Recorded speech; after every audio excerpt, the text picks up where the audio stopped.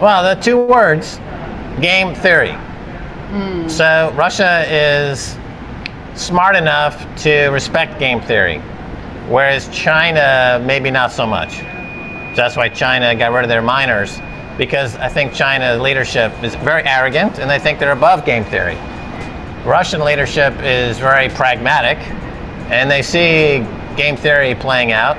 They realize that what happened to the truckers and the centralized payment systems, to give one example, or to Julian Assange when they cut off from MasterCard, Visa, and PayPal, or when they sanctioned Iran over the SWIFT system, they're like, we have to create our own system for redundancy. And now, after a few years, they realize that, well, actually now it's obvious that Bitcoin in this winner-take-all hard money global race for perfect money is the winner. So we're adjusting our thinking, right? They're not ideologues. They're not dictators. They're not stupid. I mean, they go with the flow, and they see that Bitcoin is emerging as the world global reserve asset, and they're making adjustments accordingly. You know, it's the country has a lot of different constituents, and they're all battling for a voice in the Kremlin. And it's not like the president can just write a dictate. It's not what people perceive it to be. They have to go through a political process, and they've been moving this political process along for a while. Obviously, on Keiser Report, we've been talking about it for 10 years. We've never heard any word ever suggesting we should stop talking about Bitcoin. That was my clue that there was light at the end of this tunnel, that it was all political nonsense. And sure enough, I was right again. Right. So on the adoption of different countries, and also the comment about the early adopters benefit and the later adopters are not necessarily benefiting, I think that deserves some comments, because ultimately Bitcoin demonetizes war and monetizes peace. So we're all equally benefiting if we have global Bitcoinization by a world that love and peace have been monetized. And the actual orientation toward money, scarcity, hoarding, wealth is fundamentally changed.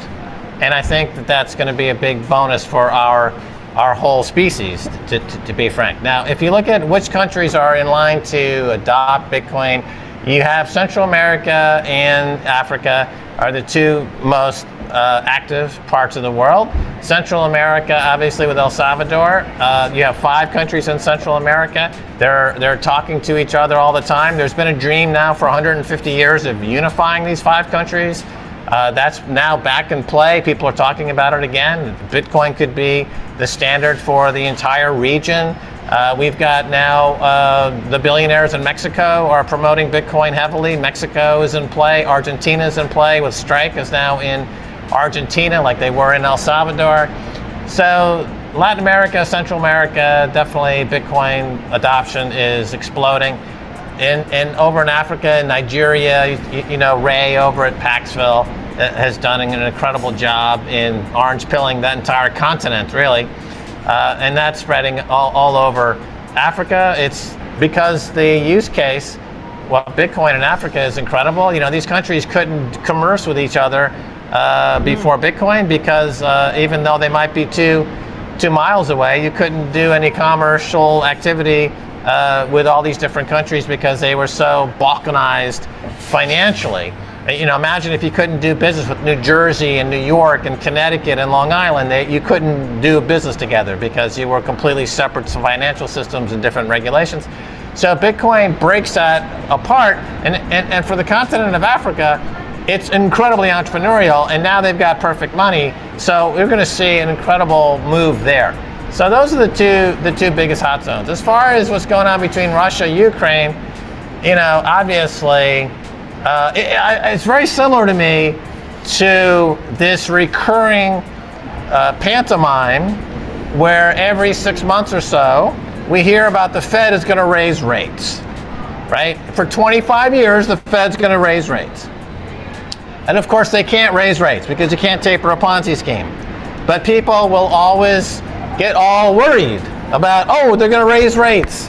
And of course, now we're at the point now in that cycle where they're starting to say, actually, we think we might need to launch QE5. We might have to lower rates. Japan just actually did a massive QE program, as I understand it. So they're already engaged in QE.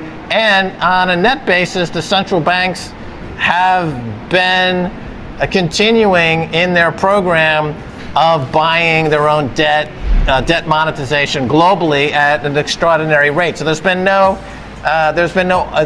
diminishment in the money printing in the QE at all, and that never is going to change. And so Russia, Ukraine is similar. So here, I don't want to shock anybody with my realpolitik, but this is what actually happens.